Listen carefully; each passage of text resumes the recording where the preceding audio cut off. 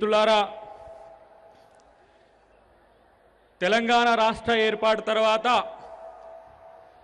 ప్రజల జీవితాల్లో ఎంతో మార్పు వస్తుందని అందరం ఆశించినాం. మార్పు రాకపోవడానికి మార్పును ఈరోజు చేయడానికి ప్రయత్నించని పాలకుల మీద మనం ఇప్పుడు సన్నాసుల రాజ్యంలో ఉన్నాం. ఎందుకంటే పైన ఒక సన్నాసి ఉన్నాడు, వాడికి పిల్లలు లేరు, పెళ్ళాం లేదు, సంసారాలు ఎట్లా ఉంటాయో తెలియదు, సంసార బాధలు తెలియవు. మరి వీడికేమైంది? పెళ్ళైంది, పెళ్ళాముంది, పిల్లలుండ్రు, సంసారం ఉన్న ఈ సన్నాసికి ఏమైందో మనం ఈరోజు అడగాల్సిన పరిస్థితి వచ్చింది. ఊర్లల్లా అంటుంటారు, ఏరబోయేటోనికి సర్ది కట్టొద్దని, దొడ్డికి పోయేటోనికి సర్ది కట్టొద్దు అంటారు. ఈ సన్నాసి పని అట్లున్నది. అరే, చెప్పులు కుట్టుకున్నోనికి ఈరోజు అధికారం ఇస్తాన్న నువ్వు సన్నాసి, చెప్పులు కుట్టుకో అంటున్నావు. పందులు కాసిన ఎరుకలకు అధికారం ఇవ్వమంటే పందులను కొనిస్తా అంటున్న పంది 10 ఎకరాల పైరవీల భవన్లో ఎన్ని పందులు పెంచుతావు రానిచ్చు ఈరోజు మీ ముఖంగా నేను అడుగుతున్నా.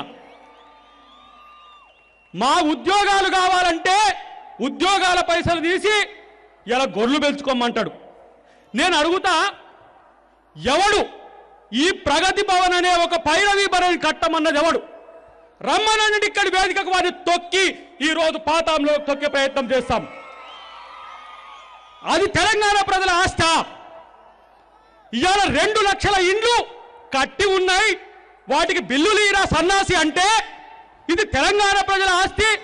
ఏమయ్యా ప్రతిపక్షాలు మీకు సోయుందా? ప్రజల ఆస్తి మీద కామెంట్ చేస్తారంటారు. ఎవడు? క్యాబినెట్ తీర్మానం చేసిందా? మీ ప్రభుత్వం తీర్మానం చేసిందా? చీఫ్ సెక్రటరీ తీర్మానం చేసిందా? 500 కోట్ల రూపాయల ఇల్లు కట్టుకున్నావు. 500 ఇండ్ల గుడిసెల పేద తల్లులకు ఇల్లు కట్టించాలనే సోయి లేని సన్నాసికి మనం ఏం చెప్తే అర్థమవుతుంది? మాట్లాడితే నేను చేయబట్టి తెలంగాణ వచ్చిందని అంటారు. తెలంగాణ ఎవరు చేయబట్టి వచ్చిందో ఈ ఉన్న ప్రజలందరికీ తెలుసు. కానీ ఈరోజు తెలంగాణను దోచుకుంటున్న కేసీఆర్ నిన్ను తరిమే రోజు భవిష్యత్తులో ఉన్నాయి. గత సీమాంధ్ర పాలకుల్లో ఎవడు కూడా నియంతృత్వంతో లేడు. తెలంగాణ ప్రజాస్వామిక హక్కు సాధించుకున్నాం.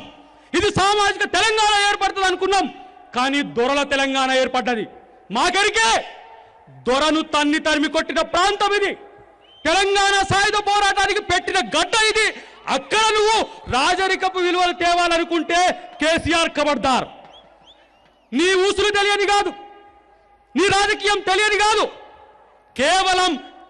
కేవలం పరిపాలన అవగాహన లేని ఒక తుచ్చగా మేము చూస్తున్నాం తప్పితే ఈ తెలంగాణ ప్రజలను పాలించే నైతిక హక్కు కేసీఆర్కు లేదని చెప్పి ఈ సభాముఖంగా తెలియజేస్తున్నాం. మిత్రులారా, ఇక మాట్లాడితే పేడు భూతోళ్ళు అందరూ వస్తున్నారు. ఇప్పుడు వారికి సోయి లేదు, సుకారం లేదు.